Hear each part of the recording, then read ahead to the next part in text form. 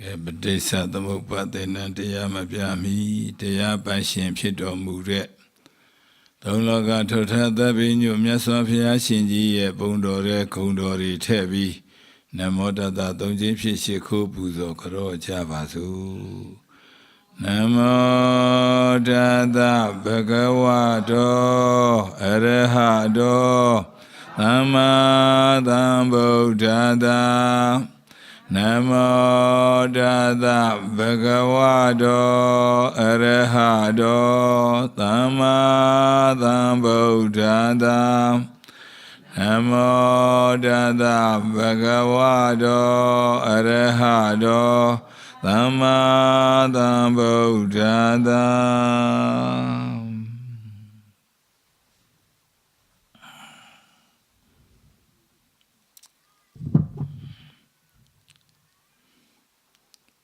ကဲဒီနေ့ဒုတိယမြောက်တဲ့နေ့24ရက်17လ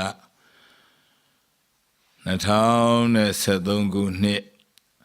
စေရနီမြို့ပါရမီရိပ်သာကြီး၌ခွန်ရဲ့စခန်းပွဲရဲ့ဒုတိယမြောက်တဲ့နေ့သင်္นานတရားဟောကြပါစို့မနေ့ကတုန်းကတော့တစ်ကွယ်ဟောပြီးသွားပြီနော်အဝိဇ္ဇာမသိဘဲနဲ့ကုသိုလ်လုပ်တာအမှန်တရားမသိဘဲနဲ့ကုသိုလ်လုပ်တာတဏှိတဲ့ပြောရင်တော့အိုရမယ်နာရမယ်သိရမယ်ဆိုတာမသိဘဲနဲ့ကုသိုလ်လုပ်တာမသိဘဲနဲ့အကုသိုလ်တွေလုပ်နေကြတာရမ်းလုပ်နေကြတာခန္ဓာရရင်သိရမယ်လို့မသိဘဲနဲ့သမထတွေလုပ်နေကြတာ၃မျိုးဟောခဲ့တယ်နော်နောက်တစ်မျိုးကတော့အဝိဇ္ဇာဏိဒောဓသင်္ခါရဏိဒောဓတဲ့အဝိဇ္ဇာချုပ်လိုက်တော့ဝိဇ္ဇာဖြစ်သွားတာပေါ့အဖြုတ်လိုက်တော့နော်အဝိဇ္ဇာဏိဒောဓအဝိဇ္ဇာချုပ်တယ်ဆိုတာတခြားလားဝိဇ္ဇာဉာဏ်ပြောတာလားအေးဟုတ်ပြီအဲ့ဒီဝိဇ္ဇာသိပြီးတော့ဩခန္ဓာမှန်သမျှဒုက္ခသစ္စာကြီးပဲခန္ဓာမရမဲ့အလုတ်မဲ့ခင်အကျင့်လို့တို့ကြိုးစားမယ်လှူရင်လဲခန္ဓာမရတဲ့ခန္ဓာမရှိတဲ့နိဗ္ဗာန်အာယုံပြုပြီးလှူပါသီလဆောက်တည်တော့လဲနိဗ္ဗာန်ခန္ဓာချုပ်တဲ့နိဗ္ဗာန်ခန္ဓာဏိဒောဓနိဗ္ဗာန်ခန္ဓာချုပ်တဲ့နိဗ္ဗာန်အာယုံပြုပြီးတော့သီလဆောက်တည်ပါအသက်ရှင်နာယောဂကင်းတာခန္ဓာမရတဲ့နိဗ္ဗာန်ကိုကြိုးစားဖို့ပေါ့နော်သမထလို့တော့လည်းဘုရားရှိခိုးပရိသေတော်လည်းပဲခန္ဓာဇတ်သိမ်းတဲ့နိဗ္ဗာန်ကိုအာရုံပြုပြီးတော့ပြုလုပ်ကြရမယ်နောက်ဆုံးဝိပဿနာအထုတ်တော့လည်းခန္ဓာဇတ်သိမ်းခြင်းလို့ပါဗျာဟုတ်တယ်မလားအဲ့ဒါဆိုရင်အဝိဇ္ဇာဏိဒောဓသင်္ခါရဏိဒောဓကုသိုလ်ပြုပြင်မဲ့ကုသိုလ်လားဘဝချုပ်မဲ့ကုသိုလ်လားအဲ့ဒီကုသိုလ်ဆိုရင်တော့ပါဠိလိုတော့ဉာဏတံပြုတ်စိတ်၄ခုပေါ့တစ်ခုခုနဲ့လှုပ်ပါတဲ့ဉာဏဝိပယဉာဏ်မရှင်ဘဲနဲ့လှုပ်ရင်ခန္ဓာပြန်ရပြီးအိုနာတိပြန်ရမယ်မနေ့ကဟောခဲ့တာနော်ကဲဒီနေ့တော့အဝိဇ္ဇာပစ္စယပုံညာပြီးသင်္ခါရလှုပ်လို့ခန္ဓာ၅ပါးရတာအဝိဇ္ဇာပစ္စယအပုံညာပြီးလှုပ်လို့ခန္ဓာ၅ပါးရတာအဝိဇ္ဇာပစ္စယအာနိဇာပြီးလှုပ်လို့ခန္ဓာ၅ပါးရတာပုံညာပြီးဆိုတော့လူခန္ဓာနဲ့နတ်ခန္ဓာရမှာပေါ့နော်ကုသိုလ်လို့ရင်ဘယ်ခန္ဓာတွေရမလဲလူခန္ဓာနဲ့နတ်ခန္ဓာရမယ်နော်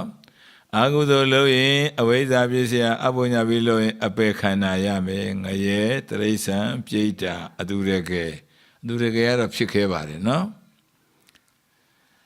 အဝိဇ္ဇာပစ္စယအာနိဇာပြီးသမထလို့ရင်တော့ရူပဗြဟ္မာနဲ့အရူပဗြဟ္မာရမယ်ခန္ဓာ၅ပါးရူပဗြဟ္မာကတော့ခန္ဓာ၅ပါးရှိတာပေါ့အရူပဗြဟ္မာကြတော့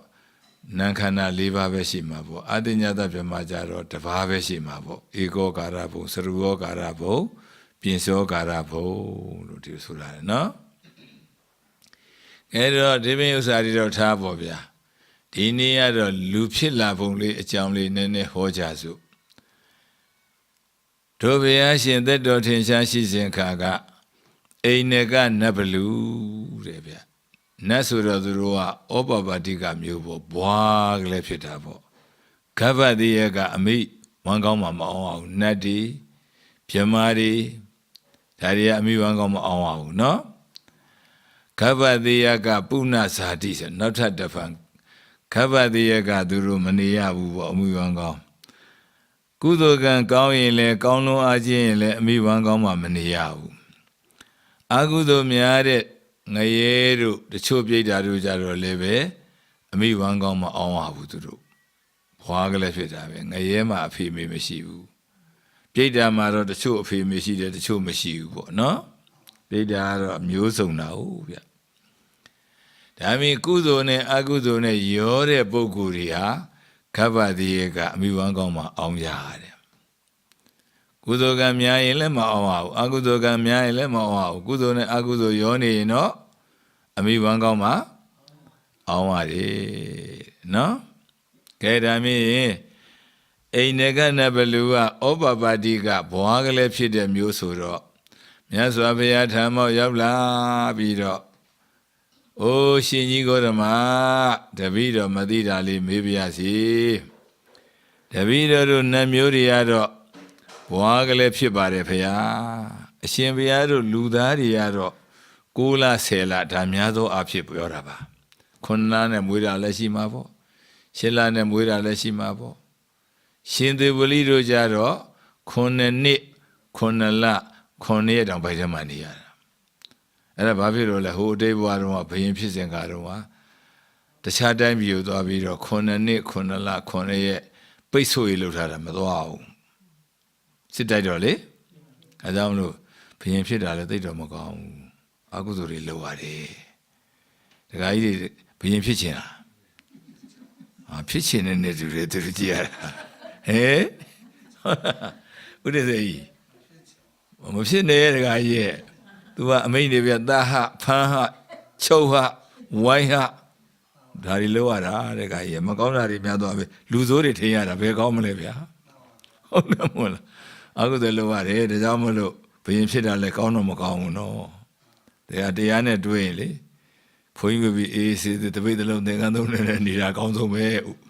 Would they say, yeah, no? I don't hear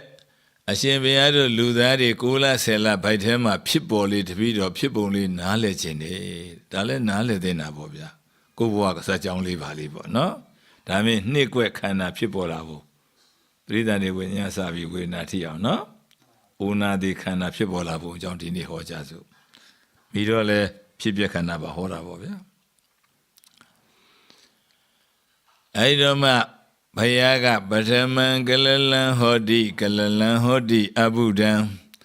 Abudam Zayede Bedi, Nebadani Kano, Kanabadaka Zayandi, Kedaloma, Naka Bisa, Chaubarashi de Kara in a horror. No? They were Madizam Shibao. Bataman Shiuzwa. A may doing appear doing a salida bobia. No? A may doing appear doing a salida, Galala Yeji, Sura Pietuare. Eric Galala Yeji go, Miaswapia as you biomno, no, Miaswapia you in Hobiame. Now the do the Badari you never take your about Sunujara bobia. Aida Galala Yeji, Miaswapia as you are. Bagari Miasine Chilubo, no? Lolo Yoya, Meshibu, a calm hofu so ye, Palau Petilo Pip, that dabo, a pia Meshibu. Come Yasi Rema, Lolo Yoya, that one man didebo, no? Dear than a pitae, these illuresi in a barrage, a pip shitty. Aido Kalaji, a midwin, a fidwin, a sadao. But Taman Kalalan Hodi Kalala Yiji, Lufia, you the Yope. I call me you, no? And I'll matter. Do I Yope? Eddie Yoglea, Penny, yes, some the less away. A carry a me one my body, a me one goma, Massi Major, Madoma then Lutala in. Hori, but it than the winning say, Bobia, Lupia Lupo, no? Eddie winning Hori Yoga, Kone sounded it. Paramaka Kalaji, do the damn panele, Kone Jade sound. Parama Nimale, Kanine, Dudiani, Dadiani, Srudani, Bisamani, Sadamani, now so Tatamanitia, winning Miluya did it. Cornea Piedra Lucy, who can so take on whatever. Take on Lucy, take a lazy, both sway, Vido, Lumapin, I know. Take on Wavi, Piedra. No? Anadamolo Cornea sound, Eddie Cornea sound at table go. Panet the Euporales or Poino Sabira Mali. Payling ave, darling ave, and a pinnacle since that is at the ground. Payling ave, darling ave, Loga Johnny Romfinheim. Pinay Bamla. Payle the Wem, Dale the West of Pelupium. Nayaga de Pinay, Onomala. Having it a match on a pinay Jango, Janjam Pampan Biogi Amabo. Pelubio Amale. You change and pampan, Katika Dabo. Mola, Biogi me, Pinay since that. No? Uma Sujabazo, Menajiba, Mengala sound of Mandajia, Aji Tuara. Aji Tuaro, Tane Luria Labio, Lefoja Saja, Doja, Taneko, Mucho on Eka, the Bobia. Pasanyarole, Eka Maboya. Yarao.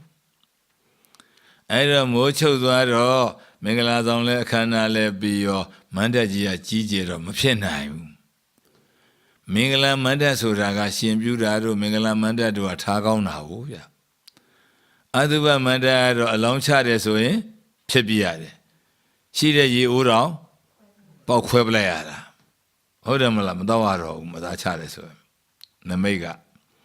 I don't Mingala Manda Piedo, Tabido, Najado, the Rodane, the Rodami atu Ado, Kalayeji, Pie Gobio.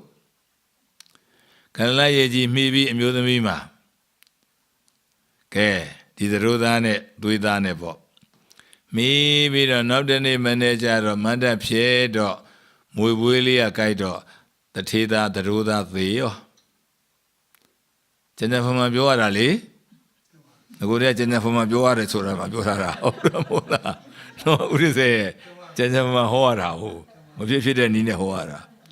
We will guide of the Mayman at Danyara Air, Swema, Voto Mayma to Chilufara. Swella Swemla. Pujo or Swella Msuela. Swema, Pujo, sweated alone. No, Pujo, Chautonia, who is there? The what did the land of what Tomatoneo. Swella Vo, Danyara Air. Swero, Swebido, Uba Danja, Hori, Kalayeji, do Yejima, do Piambido, winning Mira, do winning Sega. No? But isn't it winning bo? Me like do, get pay a levelule, do we? Thou belule, do we bo? Pinine Jambiora, Janja from my Biorabo. Hola. I jamalo, Coney sound a dredge on Pinine. Chechin, Sabi Chechin, the day no. Breathe when you know Pinay, no? Do a Coney down some of Pinay bo. Hola. Era. Ke Coney, Mamma Biamazilo, the day breathe and they win ye me lido, Yoma me lido, Namiedo ho. The same breathe and they say a symbol, invested they diva Mabalaula. Tame di ma winyan na yo Nakuya dobi. No? Nane Yusura Kananga Fueluya wabi. Nakana liva, Yokana dava, Bonlido? Oh, Navabi, when you mean Navabe. No? Mammy, they not a variable, Rubacana the variable. Can Avabi, Dwado? Yejiari, Mabia Messilo, Nava Piso, Engaya Piso, Nava Piso, eh? How Mabia Messi in a Conea Bielusi, Peva beyond the Suro, ye mewed. But a man Kalanahodi, Abuta, ye mew Pietwabi. Ye mewad, a Conea Mabia Messi, Bori Lemasa, Bari Lemasa, Madame Mabulosi. How Conea Bielusi, Dwebi. Yemugliari, Dwebi Pietwabi. But a man Kalanahodi, Abuda, Sayedi, Pedi Surauvia. No, Dwegeli Pilla. Dwegeli Ale Conea, Dream Aburi, Bari Masalo, Hala kan kong lo mabye masi yin khone bye yin taka ta tikli phit la de ata long li po ata long li ya le khone bye twa lo mabye masi yin khema 5 ပြထွက်လာတယ်ခေါင်းနေရာကအဖုကြီးကြီးလက်နေရာကအဖုခတ်သေးသေးပေါင်းနေရာထွက်မဲ့နေရာကအဖုခတ်ကြီးခက်လက်လက်ပေါ့ဗျာနော်အဲ့ဒါခက်မှန် 5 ပြထွက်တာတစ်ပတ်ဆိုတော့တွက်ကြည့်စမ်းရေကြီးရတစ်ပတ်ရေမြုပ်ကတစ်ပတ်သွေးပြစ်ကတစ်ပတ်သားတစ်ကတစ်ပတ်ခက်မှခွန်5လီ35ရက်ဆိုမိဘသိပြီငါတော့တတိခပြီဘာလို့တော့လာနေကြသွေးသွားမလာတော့ဘူးလေဟုတ်တယ်မလားသိသွားပြီဒီနေ့မှာတချို့တွေဆံပင်6တယ်အော်တယ်အန်နဲ့ဘာညာဖြစ်မှာပေါ့ဗျာဒါဓမ္မတာသဘာဝဟုတ်တယ်မလားကဲမိဘသိပြီသိတော့ဟုတ်တယ်မလားဆက်ပြီးတော့ထားလိုက်ရင်တဲ့အဲ့ဒီခဲမှ5 ပြထွက်တာက5 ပတ်တယ်ဗျတလားလောက်ရှည်ထွက်တယ်တဲ့ခေါင်းတို့လက်တို့လက်ကလည်းတော်တော်ရှည်ရသေးတာဟုတ်လက်မောင်းပြီးလက်ဖြန်းပြီးလက်ခုပ်ပြီးလက်မတို့ဘာတို့ညာတို့လောရသေးတာဟုတ်အဲ့ဒါရှည်ထွက်တာက5 ပတ်ကဲမျက်စိဖောက်နားထဲနှာခေါင်းထဲပါးစပ်ထဲအောင်မဲ့ခေါင်းမှာတော်တော်ရှုပ်သားနော်လက်မတို့လက်ညိုးတို့လက်ကလေးတို့ဘာလို့လောရတာဟုတ်ဗျအဲ့ဒါက17 ပတ်တဲ့ရှင်းသွားအောင်စုံသွားအောင်17 ပတ်ကဲဒါမြင့်ခေါင်းတွေလက်တွေခြေတွေတော့စုံသွားပြီကမွေးညင်းတို့ခြေသေးလက်သေးတို့သပင်တို့ပေါက်ဖို့ရန်ကအားလုံး22 ပတ်တဲ့အားလုံး43 ပတ်ကြာတယ်ဒါပုံမှန်လေ43 ပတ်ကိုခွန်နဲ့မြောက်တော့ခွန်3နေ20ခွန်4နေ20ချက်300နဲ့တရက်300နဲ့တရက်ဆိုတော့လနဲ့ဖွက်လိုက်တော့10 လနဲ့တရက်ဒါပုံမှန်တတိသားပေါ့နော်အဲတော့ဓမ္မတာတလေး9 လ 10 လပြည့်တည်ရှိတော့ဆိုပြီးတော့စာဆိုကြတာအများသောအားဖြင့်10 လပေါ့ဗျာမွေးတဲ့လူများတာပေါ့9 လနဲ့မွေးတဲ့လူလည်းရှိမှာပေါ့ချွင်းချက်တော့ထားမှာပေါ့ဗျာဥနာရှင်သူလေးဆို9 နှစ်9 လ 9 တောင်ခံရတာပဲဟုတ်တယ်မလားအဲ့ဒါလူဖြစ်လာတာအဲ့တော့မှဓမ္မတာတလေး9 လ 10 လပြည့်တော့အမိဝမ်းကောင်းမှာကွေးကြည့်ကလေးအမေရဲ့ဖိုက်ဘက်ကိုကြောထားရတာကိုကြောထားပြီးကုန်းနေရတယ်နောက်ဘက်ကိုမျက်နှာလေးမူပြီးတော့ကွေးနေရတာဟုတ်ဗျကမ္မဇဘွာယောကသူကကံကြောင့်ဖြစ်တဲ့ဘွာယောပေါ့အောက်ကမှုတ်လိုက်တော့ဒီတရေသားလေးကလဲပြီးတော့တပတ်ချုံပြရတာနောက်ချုံပြရတာပေါ့ဗျာနောက်ချုံပြပြီးတော့လဲရင်ခေါင်းနဲ့မွေးတယ်2 ပတ်ပြည့်မိရင်တော့ခြေထောက်နဲ့ဆိုကိုလိုကန်လာဖြစ်ပြီခြေထောက်နဲ့မွေးရင်တဲနှိမ့်လို့ရှိရင်အညောင်းပြေတယ်ပြောတာပဲဟုတ်လားမဟုတ်လားမသိဘူးနော်ဟုတ်တယ်ပြောတတ်ကြတာလေကဲမွေးလာတာဒါဖရာရဲ့ဝါရကိုအခုဟောနေတာကျုပ်ဟောနေတာနော်ကဲဒါနဲ့ပဲကျုပ်ကလာရှုမှာဟောတော့လာရှုမှာဆရာဝန်4-5 ယောက်ကခန့်ငယ်ငယ်တွေပေါ့ဗျာအသက်40ကျော်50တွေပေါ့နော်အဲ့ဒါသူတို့ကစုပြီးတော့အရှင်ဘုရားလူဖြစ်လာဖို့ဟောတာတော့ဖရာဟောတော့တပည့်တော်တို့မပြောလိုပါဘူးတဲ့တပည့်တော်တို့သိတဲ့အသီးနဲ့ဆွေးနွေးခြင်းလို့ပါကဲဆွေးနွေးဗျာကျုပ်ကလည်းကျောင်းမှာဦးစင်းလေးတစ်ပါးရှိတယ်ဗျာသူကလောကီပညာတတ်တာပေါ့ဗျာသူကကြံဖမမျိုးတဲ့သွားရင်ပစ္စည်းရလေးတွေရှာတာသူ့ရှာခိုင်းရတယ်ရှာရင်းနဲ့သူကလည်းပဲ DVD 2 ခွေပေါ့ဗျာဝဲလာတယ်ဘုန်းကြီးတဲ့ပရိသန်တွေခံကြည့်ကျင်လို့ရှိရင်ဘုသူဒ္ဓဖြစ်ကြည့်ပါလားတဲ့ဒါပေမဲ့ပရိသန်တွေခံကတော့အမေရိကန်အမျိုးသမီးနဲ့အမျိုးသားနဲ့ဟာလာဆက်လိုက်တော့ကလလရေကြီးတဲတဲ့နေရာစပြီးတော့ဆက်ပြီးတဲ့ဆိုရင်ထဲထဲမှာကင်မတာသေးသေးလေးထည့်တာအမိဝမ်းကောင်းတယ်မှာထွဲပြီးအပြင်ရတွေသူကရိုက်တာအပြင်ရတွေရိုက်တာတရေသားလေးဖြစ်ပုံကို10 လတိတိတောင်ရက်တယ်တော်တော်တတ်တိကောင်းတဲ့လူတွေအဲ့ဒါဘုန်းကြီးကြည့်ဘူးတယ်နှစ်ပြားတွဲ DVD အကြာကြီးပဲကြည့်ရတယ်အဲ့ဒါကြည့်ထားတော့ဘုန်းကြီးကလည်းကဲဆွေးနွေးဗျာလို့အရှင်ဘုရားကကလလရေကြီးရုပ်ဝိညာဉ်မိရတယ်ပေါ့တပည့်တော်တို့ကအဲ့ဒီလိုဝိညာဉ်ရဲ့အဓိပ္ပာယ်ကိုနားမလည်ဘူးတဲ့တပည့်တော်သိတာကအမေပိုးလွတ်တယ်ပေါ့ပိုးလေးတွေလွတ်တယ်အဖေပိုးနဲ့လွတ်တဲ့ခါကျတော့ပိုးနှစ်ကောင်တွေ့တော့ဖက်ကြိုက်ကြတာ ကျုပ်လည်းကြည့်ဘူးတော့ယုံတာပေါ့ဗျာသူပြောကျုပ်လည်းကြည့်ဘူးတယ်ဒီကိစ္စဖက်ကြိုက်ကြတာအဖြူလေးတွေပိုးကောင်လေးတွေဖက်ကြိုက်တော့အထီးရနိုင်ရင်ယောက်ျားလေးဖြစ်တယ်အကုန်ကြိုက်တာပေါ့ဗျာအထီးရနိုင်ဆိုတာအမနိုင်လို့ရှိရင်မိန်းကလေးဖြစ်တယ်အဲယောက်ျားလေးကအဖေသွေးနဲ့အုပ်စုတအုပ်စုတယ်ပဲအိုးဆိုအိုပဲအေးဆိုအေးပဲအေးပြီးဆိုအေးပြီးပဲတူတယ်ဆဲခြင်း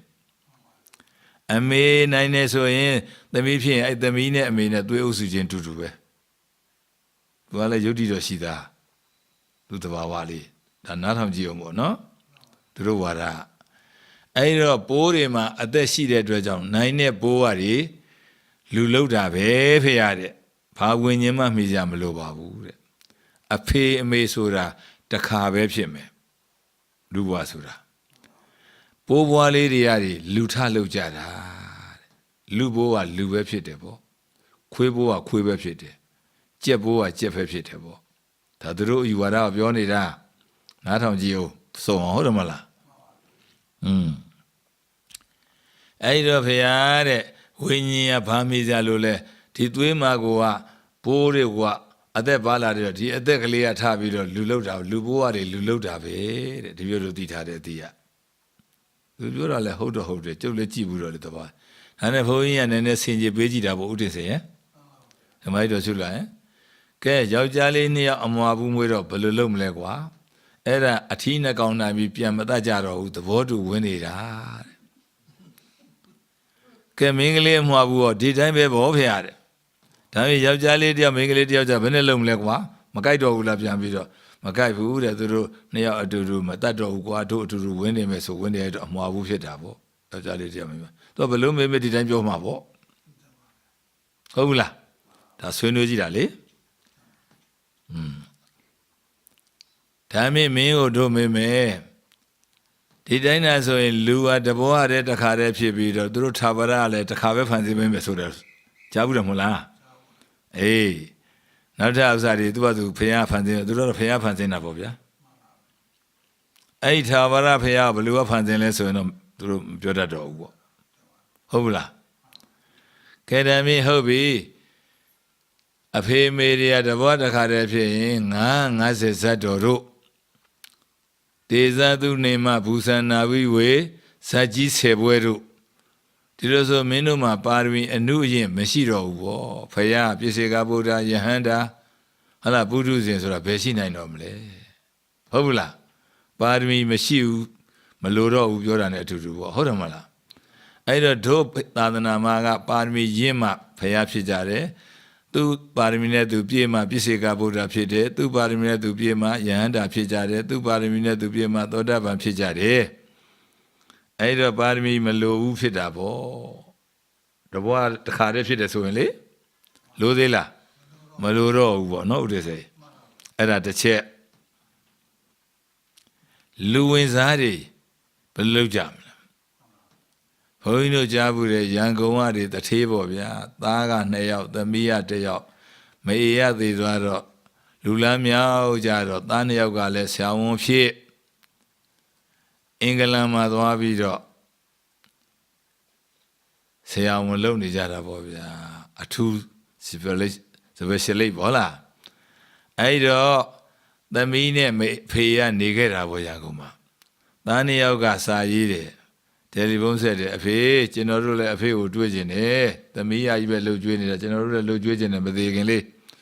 ကျွန်တော်တို့2ယောက်ဆိုလို့ချင်းအဖေကိုခေါ်ထားလို့ရတယ်လာကစား2ယောက်ဆိုခေါ်ထားလို့ရတာပေါ့အဲ့တော့အဖေ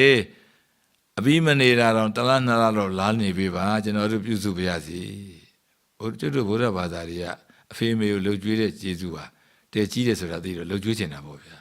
ဒီကသူတို့ခရိယာန်တွေကတော့ကြီးလာအသက်ကြီးလာသူ့အတူနေကြနေတော့တာပဲဖွားကြီးတွေဖိုးကြီးတွေပြစ်ထားခွေးလေးတွေနဲ့ကြောင်လေးတွေနဲ့နေရတာပေါ့ဗျာဟုတ်လားတော်ရှုလာတော့ဘယ်လိုနေလဲမသိသူသမီးကကြည်နေလို့တော်သေးတာဘာလို့လဲသူလည်းခွေးလေးနဲ့နေရမှာဟုတ်တယ်မကြီးသိလား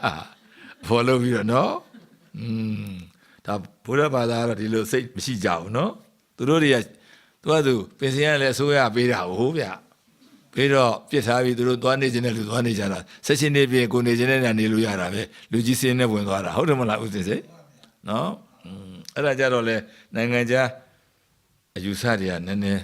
မိဘတွေမလုပ်ကြွေးကြဘူးပေါ့ဗျာအစိုးရကြွေးတာဟုတ်နော်အဲ့ဒါတခုတော့မကောင်းဘူးပေါ့ဗျာကိုသားသမီးတော်ကိုမပိုင်နဲ့ဘဝမျိုးပေါ့ကိုကဆရာအောင်ဖြစ်ခြင်းမင်းနဲ့ तू ကဝါသနာမပါဘူးဆိုရင်လည်းဘယ်လိုမှလုပ်လို့မရဘူးသွားမှန်ရင်လည်းတိုင်ခံအောင်မယ်ဆရာမတိုင်ခံရင်လည်းထုကြည်လာသွင်းရအောင်မယ်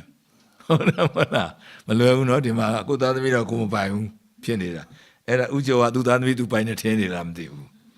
ဟေးဖိုးကျော်မထင်းနဲ့မပိုင်ဘူးဒကမာကြီးတော့ပိုင်ညီမပိုင်ပါတော့ကြဘုန်းကြီးလှူခံသွားပြီးတော့ဒီလိုက်ဝေဘယ်နဲ့လုပ်မလဲဘုန်းကြီးကိုလှူခံသွားပြီးဒီလိုက်ဝေလည်းမခွာကြနေဦးမယ်နော်ကဲအဲ့ဒီတော့သွားတာပေါ့ဗျာသွားတော့ဟိုရောက်တော့ရာသီဥတုကအေးတာဟိုရန်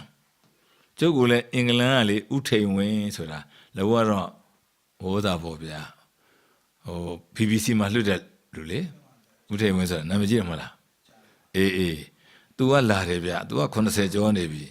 ဘုန်းကြီးရဲ့အလုပ်ပေးတရားတွေဟိုမှာရှိတယ်တဲ့ဒီလိုနားထောင်တာတော်တော်ကြိုက်ကြတယ်တဲ့ပင်းကျင်တယ်တဲ့ဘုန်းကြီးတဲ့တလနှစ်လနဲ့တပြည့်တော့မပင်းနိုင်ဘူးတဲ့ဈေးကြီးတယ်တဲ့အင်္ဂလန်တို့အမေရိကန်တို့ဆိုတာအဲ့တော့အရှင်ဘုရား6လလောက်နေနိုင်မယ်ဆိုရင်ပင့်မယ်တဲ့နေနိုင်လားဟာမနေနိုင်ဘူးလို့ကျုပ်အေးတယ်လို့အရန်ကျုပ်เจ้าမှလည်းပျက်စီးကုန်မယ်လို့ဟုတ်တယ်မလားနောက်မှပြက်ကုန်မှာပေါ့မိတ်တွေလည်းအကုန်လုံးကျောင်းတွေလည်းတော်ကြပေါပန်း40ဖြစ်ကုန်မှာပေါ့လူကြီးရှိမှာ哦အဲ့တော့ခင်ဗျား6လသွားနေတာနေတော့နေခြင်းနဲ့အင်္ဂလိပ်စာလည်းသင်ရင်းနဲ့နေတော့နေခြင်းနဲ့ဗျာအေးတယ်ရာသီဥတုကျန်းတယ်သူတို့စီကတကားကြီးလက်တောင်ထုတ်ထားရင်လက်ကလေတက်ပြီးတော့အေးပြီးတော့ကြာ6လာတာမဲလာတာတဲ့တော်တော်ရာသီဥတုကျန်းတာမနေနိုင်ဘူးလို့2လ3လလောက်ဆိုရင်ကြံဖန်ပြီးနေရတော်သေးတယ်6လကြီးတော့မနေနိုင်ဘူးတဲ့ဥထိန်ဝင်လေမပင်းတော့ပင်းကျင်တာပေါ့6လလောက်နေမှသူဥကိစ္စယနာကတော့တော်ကြတယ်သွားနေတာရခိုင်ဘုန်းကြီးလေဥကိစ္စယနာဆိုသုံးဝနာဘာတော်ကြတယ်သွားနေအခုတည်းကမပြန်သေးဘူးကျောင်းကလည်းဒီမှာစောင့်နေတာကိုကျောင်းကြီးကကျောင်းပြီးရင်တော့ပြန်လာမယ်ပြောတာပဲသဘောပြောတာပါအဲ့တော့အင်္ဂလန်မှာအေးတော့ရာသီဥတုမမြတ်တာတော့ဆိုကြပါစို့တို့သေရောပြုတ်အင်္ဂလန်မှာသေးတော့သူ့ဝိညာဉ်ကဗမာပြည်ပြန်လို့မရဘူးနဲ့ဒီပါတယ်ဟိုကဗီဇာမပေးတော့ဘူးလားပတ်စပို့ပဲသိမ်းလိုက်လားမသိပါဘူးကြည်ရတာဟောယူလို့မရတော့အင်္ဂလိပ်မှာဝင်စားတာပေါ့နီးစပ်ရဖိုက်ပေါ့အကြောင်းအားလျော်စွာပေါ့နော်အဲ့နီးစပ်ရဖိုက်ကလည်းပြောမတာနော်ဘုန်းကြီးတို့စာထဲတွေ့တာအမေရသဘောတူမှဝင်လို့ရတယ်တဲ့ဘုန်းကြီးတို့သိတ္တမင်းသားတော်မေတော်မာယာဆင်ပြူတော်ကြီးဖြည့်ပြီးတော့လှက်ပတ်နေရသေးတယ်တဲ့အမေကလက်မခံလို့နောက်တော့မှမေတော်မာယာအောင်မလေးသဘောကျလိုက်တာဟဲ့ဆင်ပြူတော်ကြီးငါကြိုက်လိုက်တာသဘောကျမှဖြတ်ဆိုဝิญဉ်မိလို့ရတယ်တဲ့ဗျဒါလည်းလောကဓမ္မတာတော်တော်ဆန်းကျယ်တယ်အမေသဘောမတူရင်မရဘူးတဲ့မနစ်ချရင်လက်မခံရင်ဝင်စားလို့မရဘူးအဲ့တော့ဥဒိစိတ်ခင်ဗျားတို့ကျုပ်တို့အမေကလက်ခံခဲ့တာပဲတော်လာပြီလူဖြစ်လာတာလက်မခံလို့တာပြန်လို့လည်းဘယ်ရောက်လို့ဘယ်ပေါ့မှဖြစ်ဦးမယ်ဟင်အဲ့တော့အမေယေရှုအထူးသီးလေးအဆက်ခဲ့ဆိုတာဒါပဲဗျနော်အဲ့ဒါလည်းခက်တယ်ဗျဝิญဉ်လောကတော်တော်ပြောလို့မကုန်ဘုန်းကြီးတို့မိုးညိုဘက်မှာသွားတရားဟောတော့ဆရာကြီးက85နှစ်လောက်ရှိနေဆရာပင်စင်စားပေါ့ဆရာမကြီးကလည်း55နှစ်ရှိနေပြီခလေးတယောက်ပါလာတော့ကျုပ်ကဒါတော့သမီးမဖြစ်နိုင်ဘူးလို့မြီးပဲဖြစ်မယ်ဆိုပြီးတော့တခါကြီးလို့ဒါတခါကြီးမြီးလားဆိုတော့မဟုတ်ဘူးသမီးဟာမျက်လုံးပြူသွားတာပေါ့တကယ်ဆရာမကြီးကလည်း55 60နီးပါးဖြစ်နေပြီဆရာကြီးကလည်း85လောက်ဖြစ်နေတာဘယ်လိုလုပ်ပြီးသမီးဖြစ်မလဲပေါ့မွေးစားသမီးလားဆိုတော့မဟုတ်ဘူးတဲ့သမီးရင်တဲ့ကဲလှုပ်ဆမ်းမအောင်ဗျာခမရဇတ်ထုတ်ကလည်းရှင်းစမ်းမအောင်ဆိုတော့ तू ကရှင်းပြတယ်သိလားအဲ့ကလေးမလေးရဖေရတဲ့တပည့်တို့အိမ်ရှိရမောင်စိုးတင်တို့ဆိုတဲ့ကောင်အဲ့ဒီအိမ်ကိုဝင်စားခြင်းလို့မောင်စိုးတင်မိန်းမစီလာတာတဲ့သူကအိမ်ရှိရရပြီအမေကျမဒီအိမ်မှာနေခြင်းနဲ့ကျမကိုလက်ခံပါ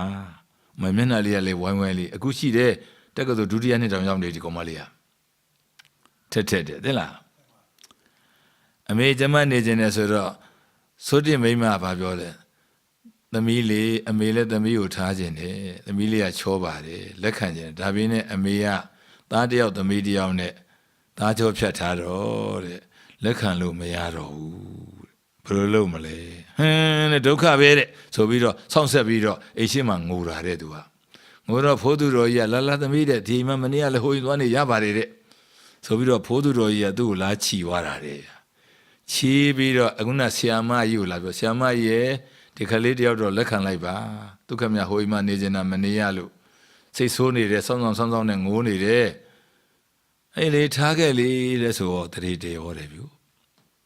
တရေတေတော့အသက်ကြီးမှ55လောက်မှတရေတေတော့ဗျာဖြင်းလို့ဘာလို့တော့သွားစစ်တော့တရေသားလေးသမီးလေးအဲ့ဇက်ထုတ်ပြန်ပြောပြအဲ့ဒါအရှင်ဗျာတဲ့တော့ဆန်းကြည်တယ်ဟိုအိမ်မှနေနေတာဟိုကလက်မခံတော့တပည့်တော်တို့အိမ်လာဖို့တယ်တဲ့ဖိုးသူတော်ကြီးက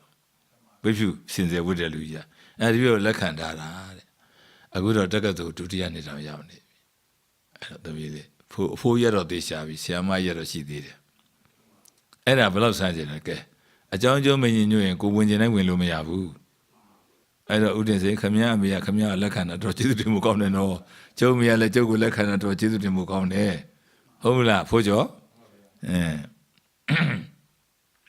ဒါကြောင့်ကိုဝင်ကျင်တိုင်းဝင်လို့မရဘူးကံကလည်းအကြောင်းကျိုးညီညွတ်မှရတယ်ဟုတ်လားအကြောင်းကျိုးညီညွတ်မှရတယ်ကဲဒါမြင့်ဘုန်းကြီးပြောချင်တာကဒီသွားတော့ဟိုမာရင်ဝင်စားတော့အင်္ဂလိပ်လေးဖြစ်ကောအရွယ်လေးရောက်ကောသမီးကိုတတိရတယ်ဇာတိတရညာပေါ့ဗျာသားတွေကတော့ဒီမှာရှိတယ်သမီးစီပြန်ကျင်တဲ့စိတ်ပေါ်လာတယ်တဲ့သူ့စိတ်ထဲမှာသမီးမြင်နေတာပေါ့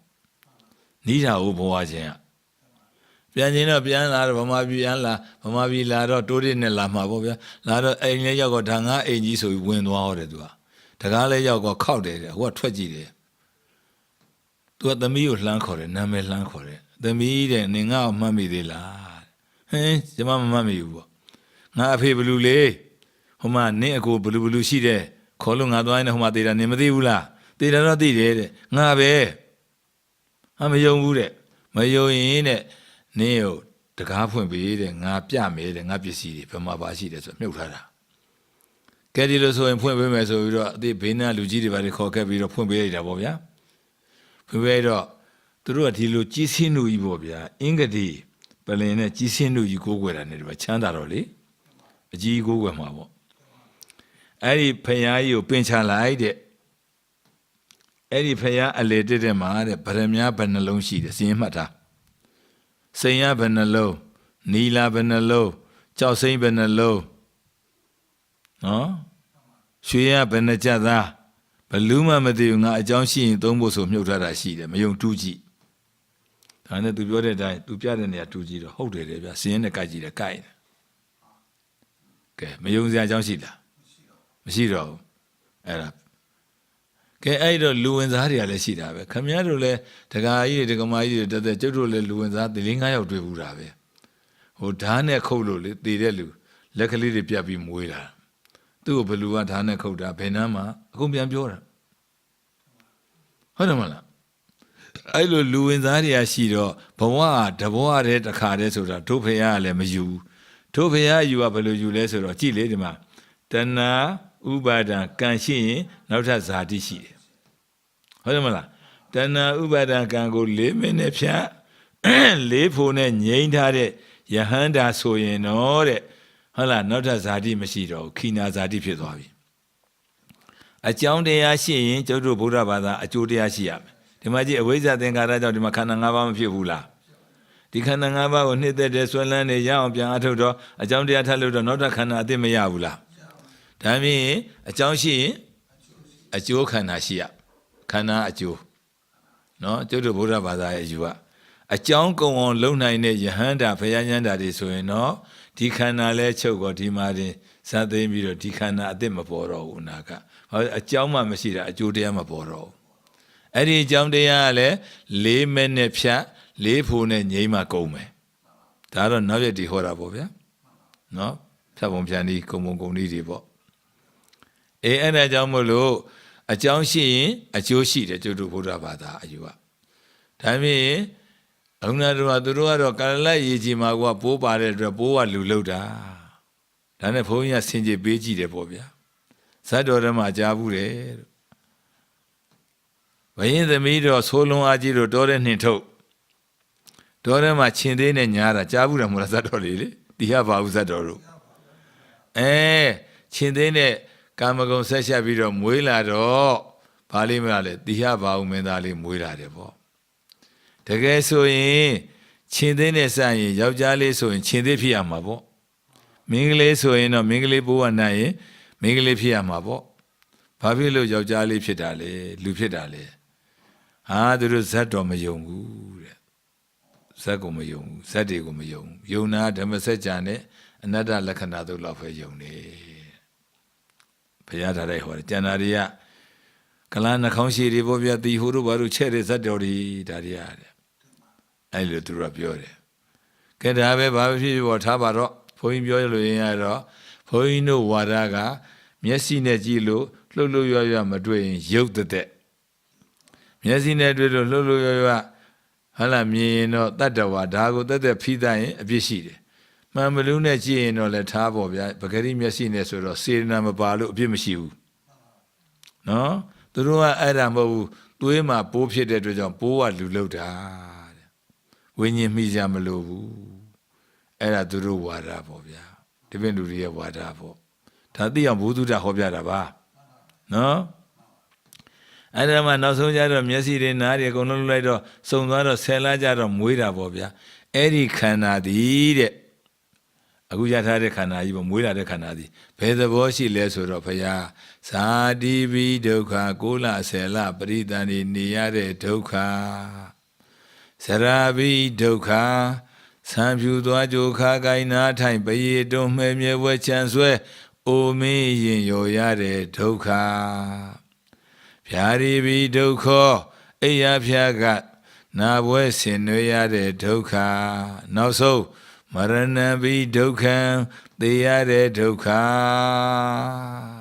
ကဲဓမ္မစကြာဓမ္မမဟုတ်ဘူးလားလက်ရှိခန္ဓာကိုပရိသတ်တွေဝိညာဉ်စတာနော်ဒီဘဝမှာဆိုဝိညာဉ်စတယ်ပေါ့ဗျာဝေဒနာမှာဆုံးတယ်ဟိုဘဝဆိုရင်တော့အဝိဇ္ဇာစတယ်ဟောဒီဝေဒနာမှာလာဆုံးတယ်အကြောင်းအကျိုးပဋိစ္စ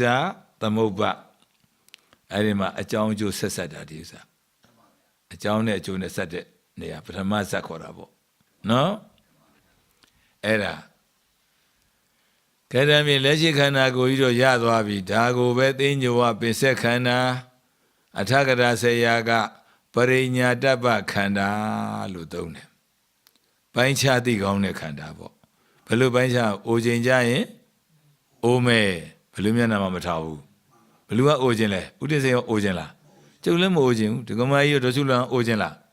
တို့ပိဋကတ်တွေရောအိုခြင်းလားအေးမအိုခြင်းပဲနဲ့ပဲနဲ့လေ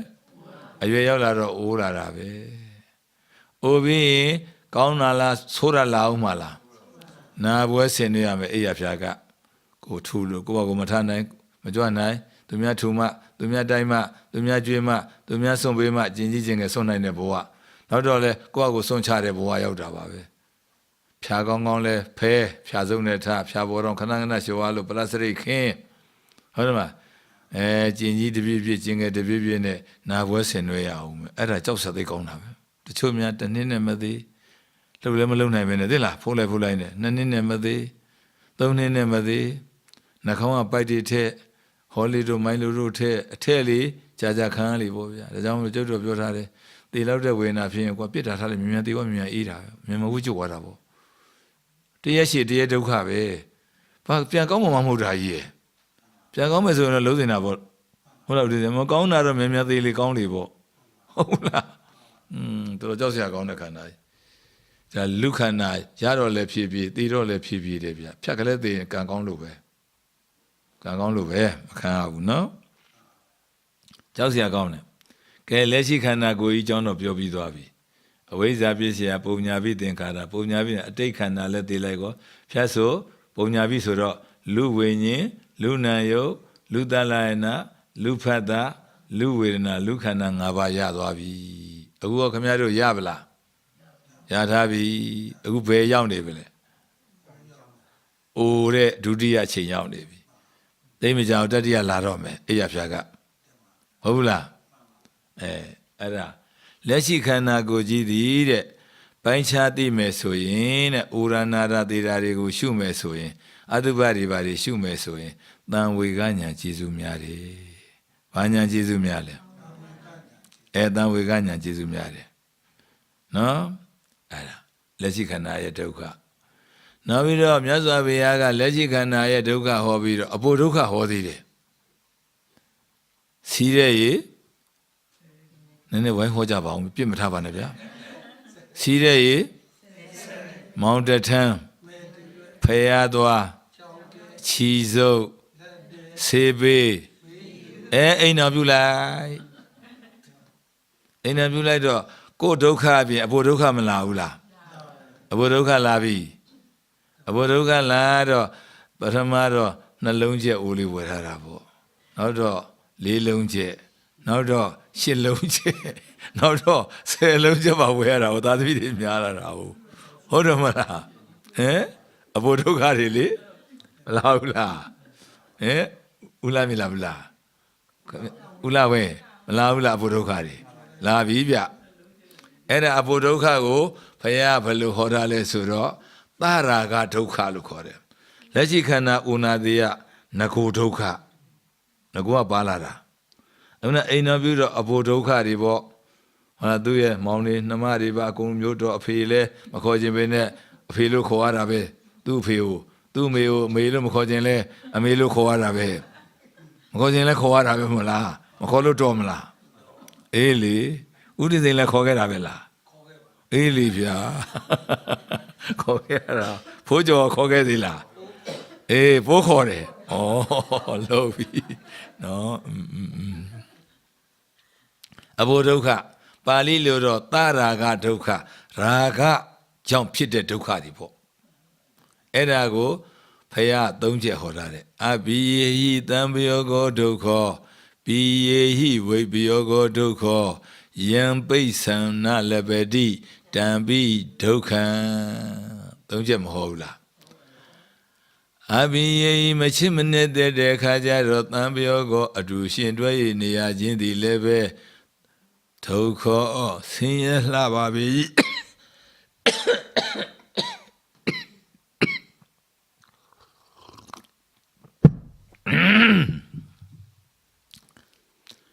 ကဲချင်းနေတဲ့ဓမ္မတော့မမအေးတဲ့ချင်းလို့ပေါ့ဗျာပကံတစ်ချက်ပေါ်မှာတော့နှစ်ယောက်အတူတူထပ်ပြီးတော့စားကျင်တယ်ဂျားလေသွေးရင်လောပါဝေးမှာဆိုလို့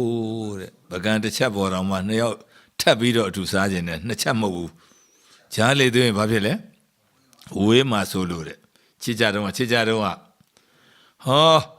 အသက်50-60လဲကြာတော့တယောက်နဲ့တယောက်မတည့်ကြတော့ဖိုးကြီးတွေဖွားကြီးတွေတဲ့သေးလားကိုသားမရောတဲ့သေးလားအသိမတဲ့ချင်ဘူးဘလားမနဲ့သိမတဲ့ချင်ဘူးဘုန်းကြီးရောက်ဖူးတယ်သူနဲ့သူတက္ကမကြီးသူမနိုင်ဘူးနော်မတဲ့တော့ဘူးဘာကြောင့်မတဲ့တာလဲဆိုတော့တယောက်အလိုတယောက်မလိုက်နိုင်ကြဘူးဦးစင်းလေးဟောတာတော့ခေါင်းတုံနာအစတယ်ပြောတာပဲအဖိုးကြီးကခေါင်းတုံနာတဲ့တုံနေတဲ့ဝင်းမြလိုက်နေဦးမလားဒီလိုတုံနေတဲ့အဖွားကြီးကဒီလိုတုံနေအဖိုးကြီးကလောင်းအဖွားကြီးကမလောင်းဘူးတဲ့အဲ့မတဲ့တော့ဘူးအဲ့ဒါမတဲ့တော့ဘူးဖြစ်တာပဲနော်မတဲ့တော့ကဲငါသားကြီးမသွားနေမယ်နင့်မျက်နှာမကြည့်ချင်တော့ဘူးပေါ့သူခေါ်တာလာမလာတာဟုတ်သွားဆင်းမသားတော့အေးသေးတယ်ဟိုကလေဒကမကြီးကနှင်ထုတ်တာပေါ့ရှင်ရှိရင်ဒုက္ခများတယ်ဟုတ်တယ်မလားအဲ့ဒါနဲ့ကွဲသွားကြ60လောက်ကကွဲတာ80လောက်ကြတော့ကြောက်ရွံ့ထဲမှာလေမြည်တွေရှင်ပြီးတော့ကျုပ်ကိုလာပြင်းတယ်ပြို့ဆက်စုဖုံးကိုလာပြင်းတယ်ဓမ္မဂတိကဖုံးကိုလာပြင်းတယ်ကုံချမ်းရတာပေါ့ဗျာဒါနဲ့ကျုပ်သွားတော့ရှင်ပြို့ရဟန်းကဆိုတော့ဒုလဘတရား5ပါးတွေဟောတာပေါ့ဗျာဟောလဲဟောပြီးရောရေသက်ချမလို့ရေသက်ခွက်ကြည်တာပေါ့ခါတိုင်းတော့ဘုန်းကြီးရှင်းမှရှိနေကြဘူးရေသက်ခွက်ကဘုဒ္ဓကကြည်တော့မတွေ့ဘူးဗျာမတွေ့တော့ပထေယဖြန့်ပြီးကြည့်လိုက်တာဟိုးအိမ်တွင်အပေါနာမှာအဖွားကြီးဟိုးအိမ်ပြင်နားမှာကအဖိုးကြီးဖြစ်နေတယ် Yezoka Nakoka Toto Wida. Waging him la winnie do, Ponya Sasujena Uvia. Yezeta Chania, Majina Calicali Piena. And na we. Mamine, Mateo. Mateus Mapo Majina. Mamina so Majine, Matina so digene. Mafana so resao. Pachine, Luria Trocetta. Oh, Lua Cade. Danebe a 4 year quarter, a 5 of a coyam levia. Go your judgment, the guy, let them out. You the child guy, ballet. Who is the child of Hoina Pato? Limiado de Gorore. Say so need to me. Nina said Johnny, which say so to me. Limiado. Limiado to Joshima La Chaval. Tema Madera. Pavilo Madera. They would it. Mubioro. Madele to you the child, that is the middle, let's say Chanda, Pony, say Chanda. Kua Joma Manela Shari is a quago. Is a Chagani.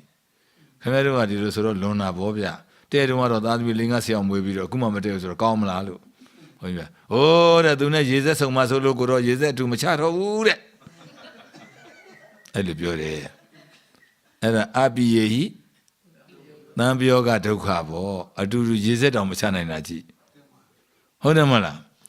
Era, Daddy Leta, Daragatuga, Raga Jam Chichara. Together, Midas in the Chitambu, Raga Jam Chichara. A simmerman, a chimmerman wobia. Viva that me, you chidalum, hovu. Viva that me, and viva chidalum, hovu, Hodamala. The Zani, Raga and Chichara. A chiduri vobia, till you are mabo, no? Okay, P.A. wave yoga doka, oh. Chide Bogo de Jaro le Guamate, say Michanda, Poino Yamari, Upale, the debtor of GB, she said Jovi. Dali at the outer, why I saw it, Varo. Too much, Junia, that Mashicha. Senior at that land. May my father, Majuina.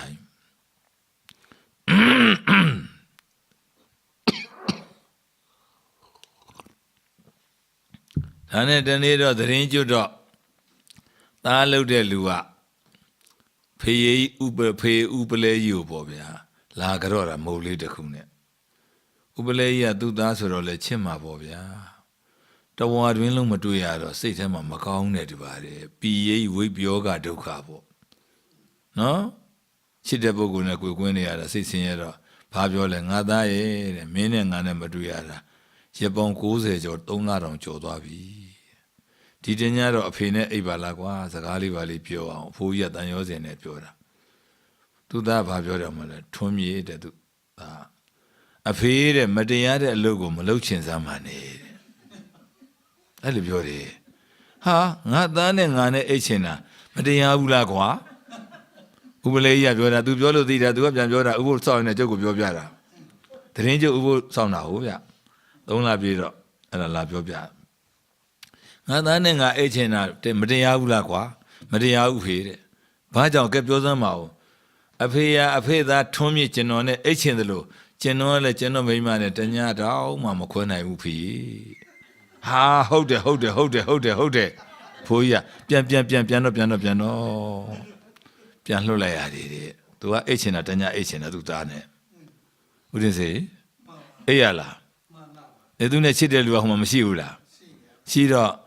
Madia Lumaloban F.E. holding a Madia Wabu.